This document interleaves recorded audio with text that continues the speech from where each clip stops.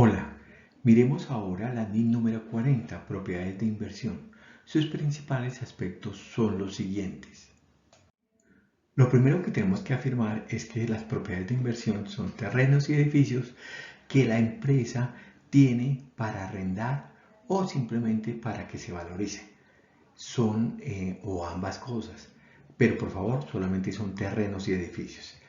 Esta NIT se utiliza, recordemos que hay un arrendatario en el contrato y un arrendador. Listo, en el arrendatario, las propiedades de inversión se da instrucciones de cómo se contabilizan cuando son tomadas como arrendamiento operativo o cuando tienen arrendamiento financiero. Para el arrendador, simplemente esta propiedad de inversión se tiene en cuenta cuando estamos utilizando el arrendamiento por el sistema operativo. El arrendamiento operativo y el financiero lo vamos a ver más adelante cuando estemos hablando de arrendamientos. Las de inversión se registran al iniciar al costo y en la medición posterior podemos optar por dos políticas, o al costo o al valor razonable. En el valor razonable se realiza a valor de mercado y por favor el incremento, esa valorización que tiene el valor mercado o desvalorización va directamente a resultados. Si el bien vale 1.000 millones de pesos y pasa a 1.120, esos 120 millones de pesos adicionales se llevarán a ingresos del periodo común y corriente. Las propiedades de inversión pueden ser trasladadas posteriormente a inventarios, a propiedades planta y equipo o a otras propiedades, dependiendo de lo que necesite la compañía, y hay unas reglas fijadas para el efecto. En general, lo que se hace es que se trasladan a valor razonable, cuando se trasladan de inventarios a propiedades de inversión o cuando está en construcciones en curso a propiedades de inversión, siempre se traslada como valor razonable. Cualquier diferencia se lleva al estado de resultados. ¿Qué pasa cuando se vende la propiedad o se retira porque no genera beneficios futuros? Cuando se vende, pues simplemente se registra la pérdida o la ganancia que se tenga en el estado de resultados. Si yo la vendo por 1.000 y me costaba 800, llevaré esa diferencia a 200 como ingresos. Por el otro lado, si la venta, por ejemplo, en el valor razonable fuera de 1.000 en el mismo caso que estaba tratando, y el costo 800, pero no lo vendemos en 1.000, el valor razonable, sino 1.100, esos 100 adicionales se consideran intereses y se deben diferir en el tiempo en que duren para pagarnos, de tal manera que reflejemos el valor del dinero en el tiempo en los estados financieros. Miremos ahora los efectos de la NIN número 5, los principales efectos: activos no corrientes mantenidos para la venta y operaciones discontinuas. Recordemos que los activos mantenidos para la venta son aquellos activos que nosotros teníamos como propiedad, planta y equipo o cualquier otra clasificación, pero que ya no lo estamos utilizando porque retiramos la sucursal, porque definitivamente abandonamos ese sector o ese sitio donde ya no queremos estar operando. Esa clasificación nos exige, para poderlo llevar a los activos, que haya un plan concreto de venta de ese activo por parte de la gerencia y que por favor no vaya a ser susceptible de ser cancelado, o sea, que sí haya un compromiso concreto por parte de esa gerencia, que esté disponible para la venta inmediata. No podemos mandar a clasificar un activo allí si tiene alguna restricción para su venta, no podría ser. La venta es muy probable, o sea, podemos hacerlo si eso va a poderse vender en el próximo año. Y si el precio es razonable, o sea, tiene una proporcionalidad respecto a su valor razonable. O sea, si hay una proporcionalidad, porque, por ejemplo, si tiene un valor razonable de 1.000 millones y lo vamos a pedir 2.000 millones de pesos, eso no va a ser posible en condiciones de mercado y por lo tanto no va a poder ser clasificado como activo mantenido para la venta. La norma también menciona las operaciones discontinuas. Es cuando queremos abandonar un área de negocio o un área geográfica y no estamos interesados en continuar. O, por ejemplo, una entidad subordinada adquirida con ese fin estratégico y decidimos venderla. ya no nos interesa. Las operaciones discontinuas no son que pasan todos los días, son infrecuentes. Algunos ejemplos que menciona la norma es el desmonte gradual de una línea de producto o tipo de servicio, los retiros de uno o varios productos de una línea que permanece activa, traslado de una línea de negocios a un lugar a otro, cierre de una instalación para mejorar la productividad o reducir los costos y venta de una filial a un tercero.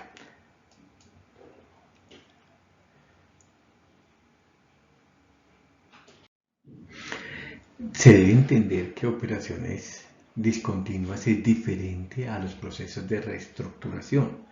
¿Listo? La reestructuración hace referencia a un programa de actuación planificado y controlado por la gerencia.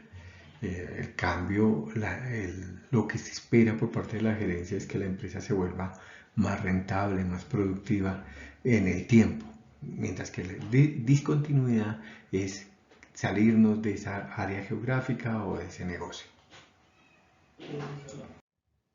Debemos precisar que la discontinuidad no afecta a la hipótesis de negocio en marcha. Las empresas pueden estar interesadas en deshacerse de uno de los negocios o de un producto y desean continuar con la operación. Esta NIF no es aplicable a activos por impuestos diferidos, ni a activos provenientes de beneficios a los empleados, ni los activos financieros de la NIF número 9, ni las propiedades de inversión valoradas a valor razonable de la NIF 40, ni a los activos biológicos de la NIF 41, ni a los derechos de los contratos de seguro contemplados hoy en la NIF 17. Otro concepto que hay que tener en cuenta es el de activos abandonados, que no pueden ser clasificados como mantenidos para la venta, sino que de pronto pueden ser ubicados como parte de los activos de las operaciones discontinuas. Aquí, por favor, se debe ser muy cuidadoso porque en determinado momento, al no ser útiles, deben ser contabilizados un deterioro y darlos de baja. Pero por favor, no pueden esos abandonados clasificarse como mantenidos para la venta. Las revelaciones principales de que trata la norma es el periodo de clasificación como mantenido para la venta, la descripción del activo o grupo de activos, los hechos o circunstancias que se ponen para la venta de esos activos, las pérdidas reconocidas que se incluyen en los estados de resultados, el segmento, cuando es aplicable, en qué segmento de la compañía podría estar, y si se cambia el plan de ventas, una descripción de los hechos que obligan a hacer un cambio de venta. Esas son las principales revelaciones que trae la norma. La presentación en el estado de resultados de los activos mantenidos para la venta se puede hacer en una sola partida en ese estado y después de los impuestos respectivos. Ojo que ahí es probable que tengamos ganancias ocasionales para efectos del impuesto de renta, pero se clasifica en una sola partida. Si se va a hacer una descomposición, que también lo permite la norma, descomposición de los resultados, es necesario que separemos los ingresos, los gastos y el resultado antes de los impuestos de renta respectivos para dar mayor información a los lectores de los estados financieros. En cuanto a la presentación de estas operaciones en el estado de flujos de efectivo, estas deben presentarse como actividades de operación, de inversión y de financiación dependiendo de su característica o de la característica de las operaciones discontinuas. Ahora observemos la NIF número 16 de arrendamientos que sustituyó a la anterior NIF en donde se dividían los arrendamientos en operativos y financieros, pero en esta ocasión la norma lo que hace es actualizar y casi todo los clasificamos como arrendamientos financieros con algunas excepciones. Miremos. La norma trae como siempre introducción, objetivos de definiciones, una clasificación de los arriendos y una contabilización de los arrendamientos. IFRI 4 determina si un contrato contiene un leasing. El objetivo principal de la NIT 16 es entregar a arrendatarios y arrendadores las políticas contables adecuadas para contabilizar y revelar la información relativa a los arrendamientos. Recordemos que en el contrato de arrendamiento siempre habrán arrendatarios y arrendadores. Esta norma no aplica a la exploración o uso de minerales, petróleo, gas y recursos no renovables, ni a los activos biológicos, ni a los acuerdos de concesión de la CINIF 12, ni a las licencias de propiedad intelectual, ni a los derechos de licencia de activos intangibles, películas, videos, derechos de autor o a otros intangibles que se le pueda aplicar la NIT 16. Hay excepciones de reconocer como arrendamientos en arrendamientos a corto plazo que se agrupan por clase de activos, naturalezas y usos, y los arrendamientos de bajo valor, los que están por debajo de $5.000, esto es 20 millones de pesos colombianos. Y en ese caso se manejan como gasto en forma lineal, se asume como si fuera nuevo, se hace activo por activo y se utiliza la NIT 2 o la NIT 37 de ser necesarias. ¿Cuándo hay un contrato de arrendamiento? Cuando se transmite derecho a controlar el uso de un activo identificado. Solamente en ese caso, cuando se controla completamente ese activo al que se refiere el contrato, por un periodo de tiempo o por una cantidad de unidades producidas, a cambio de una contraprestación. Solo se podrá evaluar nuevamente si hay un contrato de arrendamiento si cambian los términos y condiciones del contrato. En general, si en un acuerdo de negocios tenemos varios componentes y unos son arrendamientos, otros pueden ser servicios, se separan y se contabilizan según corresponda. Hay una solución práctica que en ocasiones se puede agrupar todo como si fuera arrendamiento, menos los derivados implícitos de que trata la NIT número 9. El plazo del contrato no es otro sino el estipulado en el arrendamiento, o sea, por el cual vamos a tomar en arriendo el bien, o si se espera que el contrato sea ampliado, por ejemplo, si evidenciamos que el local se va a utilizar por un año más, entonces ampliaremos ese plazo, o si las circunstancias obligan al cambio del contrato o del plazo desde el punto de vista contable. ¿Cómo contabiliza el arrendatario, o sea, el que toma el bien arrendado, un activo? Si se reconoce como arrendamiento, entonces será un activo por derecho de uso y un pasivo por arrendamiento. Entonces se incrementan los activos, se incrementa el pasivo. ¿Cómo? Por el costo del activo por derecho de uso. Ese activo por derecho de uso será el valor presente de los pagos futuros, los pagos realizados antes o después de la fecha de comienzo, menos incentivo de arrendamiento de bienes recibidos, costos directos inicialmente incurridos, más los costos de desmantelamiento. En resumen, uno lo que hace es traer todos los pagos futuros, los trae a valor presente, a una tasa pactada y teniendo en cuenta esos costos iniciales en que incurrió por el arrendamiento. Y esa contrapartida la llevamos al pasivo. O sea, si el valor presente de esos cánones de arrendamiento me dio 220 millones de pesos, ese será simultáneamente el pasivo que debemos registrar. La medición posterior se hará bajo el modelo de costo, es decir, costo menos depreciación y deterioro, y si hay algún ajuste en la tasa de interés del pasivo por arrendamiento, se utilizará.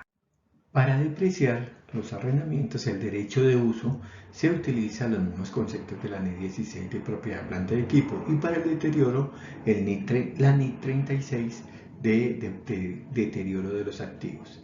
La depreciación se hace por la vida útil del activo si se espera ejercer la opción de compra. Si no se ejerce la opción, desde el comienzo hasta el final de la vida útil o el fin del contrato, lo que suceda primero debemos tenerlo en cuenta. La norma también permite que si tenemos propiedades de inversión y se utiliza valor razonable, o sea, si el arrendamiento es una propiedad de inversión y se utiliza el valor razonable, también se puede utilizar. Si son propiedad, planta y equipo, igualmente si utilizamos ese modelo de revaluación, también se podría aplicar el valor de revaluación a los derechos de uso de los arrendamientos. La medición posterior de los pasivos de los arrendamientos simplemente tendrá un aumento, si hay algún aumento en la tasa de interés, a eso se le restará los pagos por arrendamientos realizados. Recordemos que aquí se parece mucho al pago de una cuota de crédito. Hay una parte que va a capital y otra parte que va a intereses. Los intereses y pagos no considerados en el costo van al resultado del periodo. Solamente se evaluará si el cambio del valor del pasivo por arrendamiento, si se modifica la tasa de interés, si se cambia la posibilidad de ejercer la opción de compra, si los cánones se modifican por circunstancias del mercado o si cambian los pagos por garantía del valor residual. ¿Qué pasa cuando se hacen algunas modificaciones del contrato de arrendamiento? Si es así, por algo adicional separado al bien que teníamos originalmente pactado, derecho a usar uno o más activos subyacentes, el canon se va a tratar como si fuera un nuevo contrato de arrendamiento. Si no es separado, se cambiará el plazo y el pasivo por arrendamiento desde la fecha de modificación. O se tomará la tasa de manera desde el momento en que se modifica. Si se cambia esa tasa de modificación del contrato de arrendamiento, entonces se tomará desde ese momento. ¿Cómo se contabilizan las modificaciones del pasivo por arrendamiento?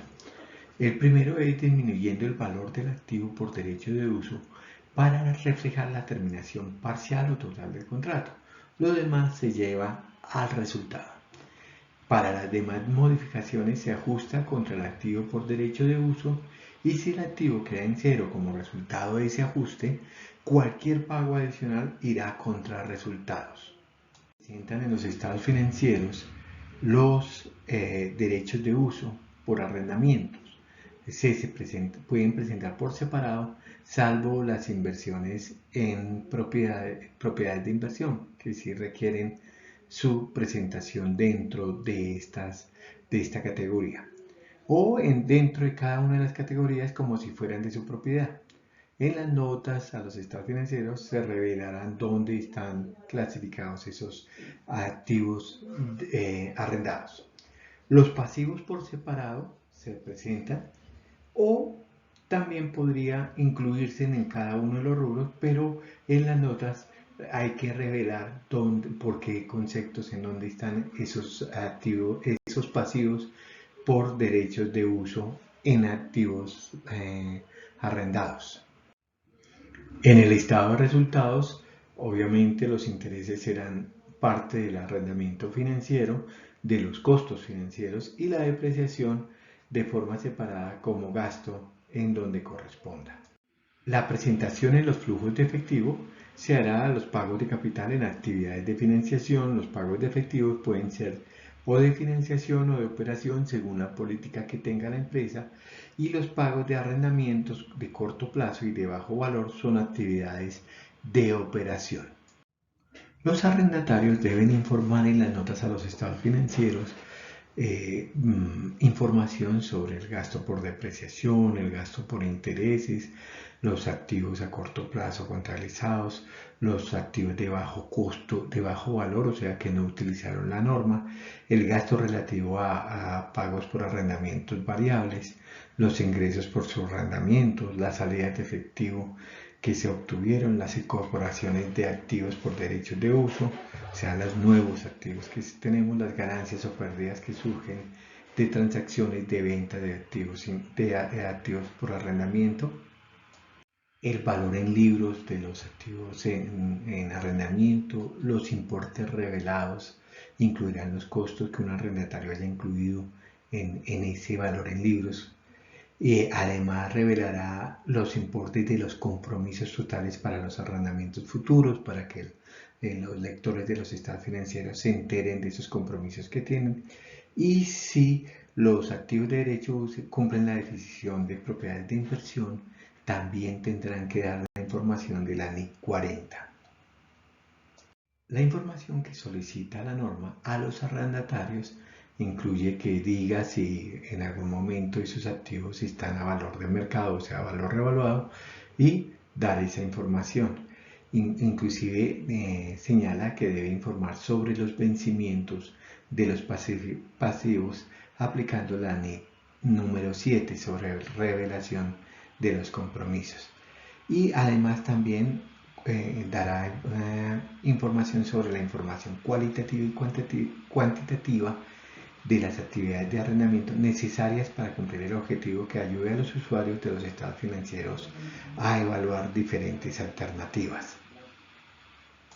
Igualmente, los arrendatarios, hay una serie de parámetros que nos toca, como he dicho en todas las ocasiones, que nos toca hacer una lista de chequeos si sí o no estamos cumpliendo con la norma.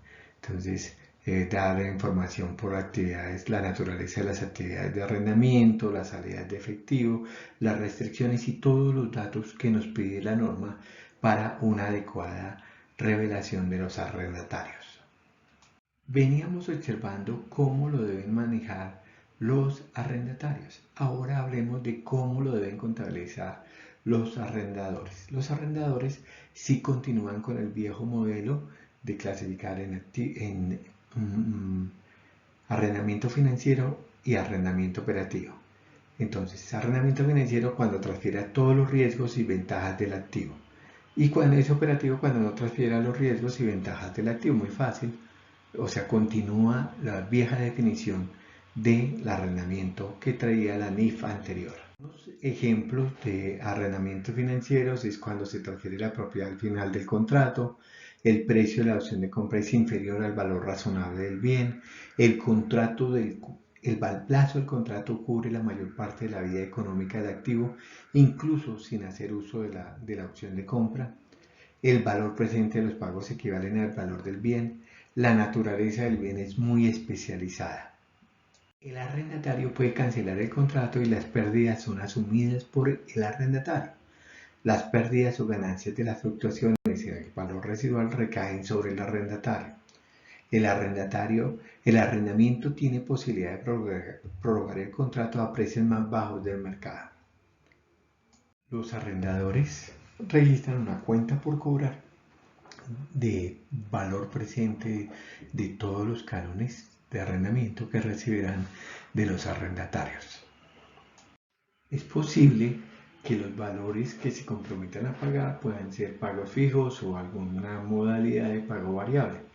Cualquier garantía del valor residual proporcionada por el arrendatario, el precio de ejercicio de la opción final de la opción de compra y pago de las penalizaciones por terminación anticipada, si es que existe esa posibilidad.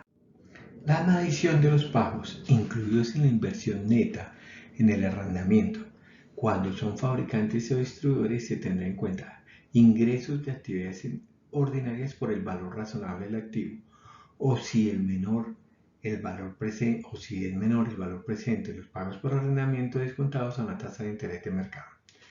Y la otra, el costo de ventas menos el valor presente del valor residual garantizado, y en el resultado neto de la venta, que se reconoce en el momento inicial sin importar si se hace uso de la opción de compra. Y así, pues igual, yo estoy vendiendo o soy distribuidor de esos activos, simplemente registro mis ingresos, el costo de ventas y el resultado, pues lo obtendré por la diferencia de las dos partidas. Es decir, que la utilidad de un bien en arrendamiento debe ser igual a la venta normal, pues no tiene sentido que sea otro valor. La tasa debe ser la de mercado, así la empresa utilice una reducida para atraer en clientes. Los costos incurridos para conseguir el arrendamiento financiero son gastos, no son inversión neta. La medición posterior de esos arrendamientos se reconocen los ingresos financieros a lo largo del plazo del arrendamiento sobre la base sistémica y racional a una tasa de interés constante. Los pagos se aplican contra la inversión bruta en el arrendamiento para reducir tanto el principal como los ingresos devengados. La baja en cuentas y deterioro teniendo en cuenta la NIF 9, y si se reclasifican como mantenidos para venta se utiliza la NIF número 5. ¿Cómo se manejan las modificaciones del arrendamiento cuando es el arrendador? Si es un activo, si se añaden activos o son nuevos los activos subyacentes, se contabilizan como un arrendamiento nuevo. Si era un arrendamiento operativo, se contabiliza como uno nuevo desde la fecha de la modificación, y la inversión neta en arrendamiento, el valor antes de la modificación. En los demás casos se aplica la NIF 9, que será vista posteriormente. El arrendador, ¿cómo contabiliza los arrendamientos operativos? Como ingresos de manera mensual o sistemática. Si estamos cobrando y presentando estados financieros de acuerdo con el tiempo previsto. Se reconoce como gastos todos los costos incurridos, incluyendo la depreciación del bien. Los costos directos para obtener el contrato se suman al valor en libros del activo y se amortizan a lo largo del plazo del contrato. La depreciación se hace con NIF 16, el deterioro se hace con NIF 36. Y las modificaciones como un nuevo contrato cuando se trata de arrendamientos operativos.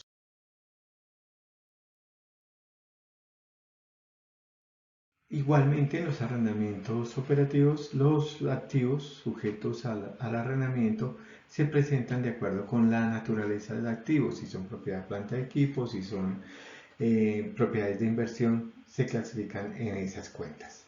Igual, la norma trae revelaciones que son obligatorias para los que actúan como emisores de estados financieros, y nos permiten tener una gran información adicional para que las personas puedan enterarse de esas operaciones de arrendamiento. Incluso hay regulaciones que tienen que ver con los arrendamientos financieros y los arrendamientos operativos por separado, indicándonos que es necesario adicionalmente indicar toda la información de la NIF 36, NIF 38, NIF 40 y 41 para cuando tenemos activos bajo arrendamientos operativos.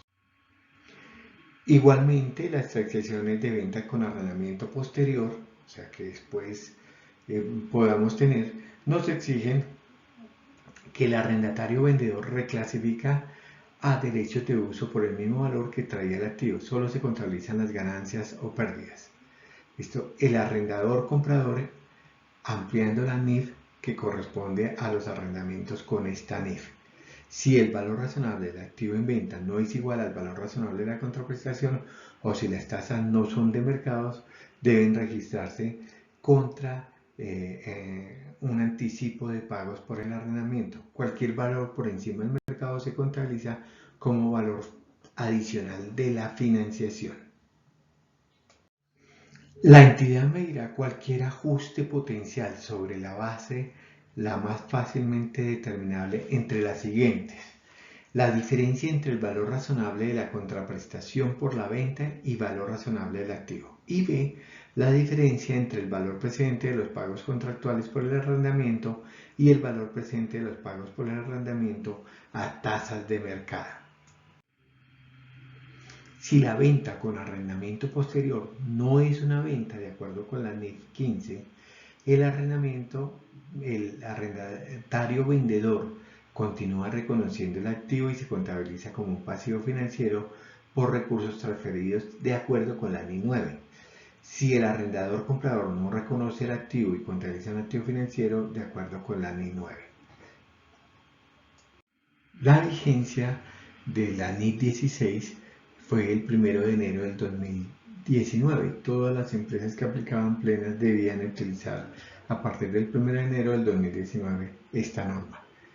Mil gracias.